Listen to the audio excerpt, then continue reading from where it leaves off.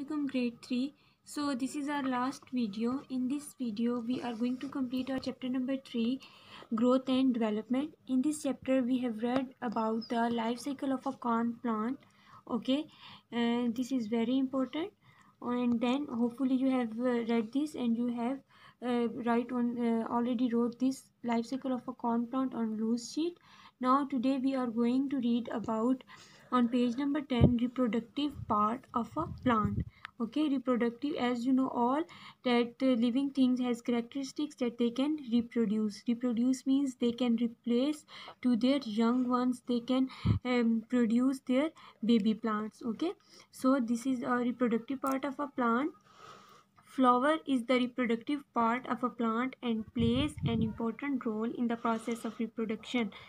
The reproductive part of a flower are stamen and carpel. Okay, so what is the reproductive part of the plant? Flower is the reproductive part of a plant.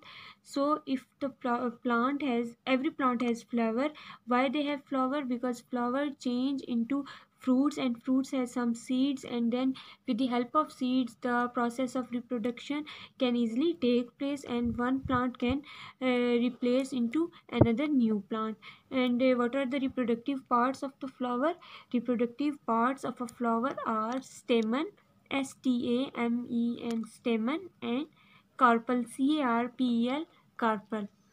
So now you can see on page number 11, I don't know that you can get the exact parts of the flower from this picture or not, but after summer vacations I will show you the fresh flower. So with the help of this dead flower you can easily get to know that all the parts of different flowers. So we will do this experiment or activity in our classroom, inshallah. So stamen, what is stamen? The stamen is the male part of the flower. Okay, as you know all, they have to reproduce, so they must have the male part and the female part. So the flower has the male part, and what is the name of that male part? Stamen, stamen, stamen. A part of the stamen called the anther contains pollen. Pollen is a yellow dusty substance.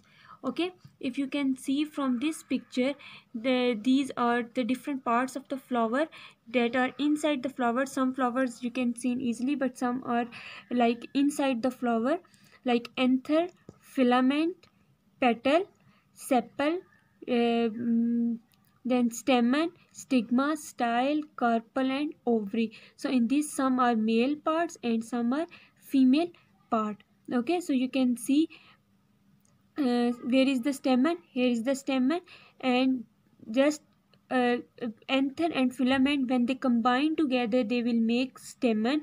And there are some pollens. Pollen means the small dusty yellow substance that you can easily see from the sunflower. So underline this thing, pollen is a yellow dusty substance. Okay, I will explain further this thing in your class, so you will get to know them easily. The carpel. The carpel is the female part of a flower. It has three parts: stigma, style, and ovary. So you can see this is the male part. Stamen is a male part of flower, and this carpel is the female part of the flower. So when the carpel has three parts: ovary, style, and stigma. When these three combine together, they will make a carpel. Okay. And what is pollination? It is the process of transferring pollen from the anther to the stigma to fertilize the plant. What is pollination? As I told you, first of all, you must know about the pollens. Pollen is the yellow, dusty substance that are present on every flower. And what is pollination? The transfer of these pollens, like the transfer of these yellow dusty substance from anther to stigma, like from male part of the flower to female part of the flower, is called pollination. So now we have two types of pollination: self pollination and cross pollination. Okay, you have to learn these two types very well. You must know about these diagrams. You can take help from these two diagrams. Self pollination: when the pollen grains are transferred from the anther to the stigma of the same flower, it is called self pollination. Okay, it can be seen in sunflowers, peas, potatoes, wheat, peaches, etc. So you can see on fig 3.4a the process of self pollination. You can see we have anther and stigma. Anther is the male part and stigma is the female part. So when the pollens transfer from anther of the same flower to the stigma of the same flower means one flower. Okay, like एक ही flower के जब anther जो है उसके जो pollen है वो anther से स्टिग्मा में जाते हैं, then this is called self pollination. When pollen transfers from anther of one flower to the stigma of the same flower, so this is called self pollination.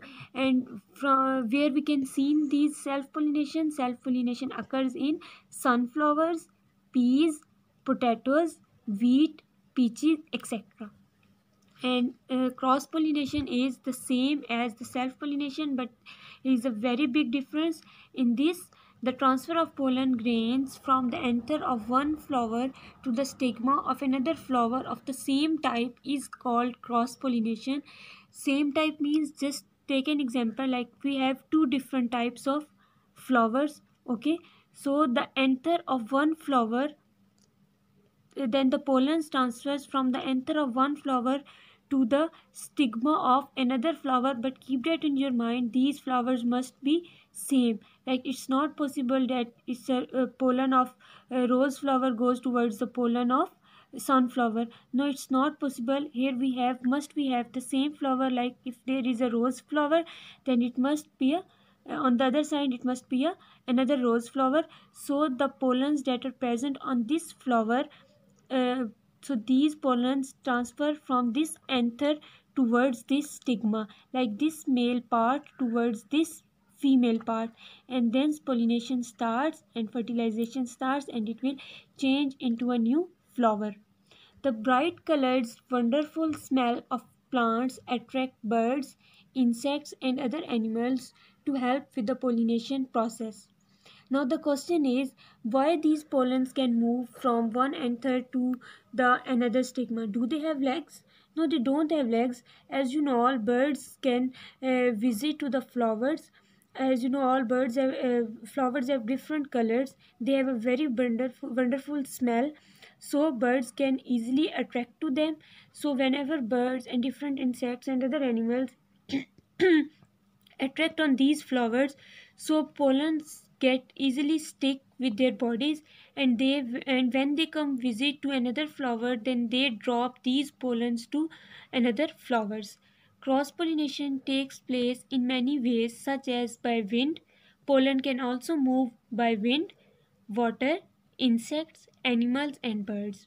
Some animals are known as good pollinators of flowers, like bees, butterflies, hummingbirds, moths, flies, wasps, and nectar feeding bats. Nectar feeding bats means nectar or the juice of the flower, and some insects used to suck them. So, uh, but so some animals are good pollinators of flower.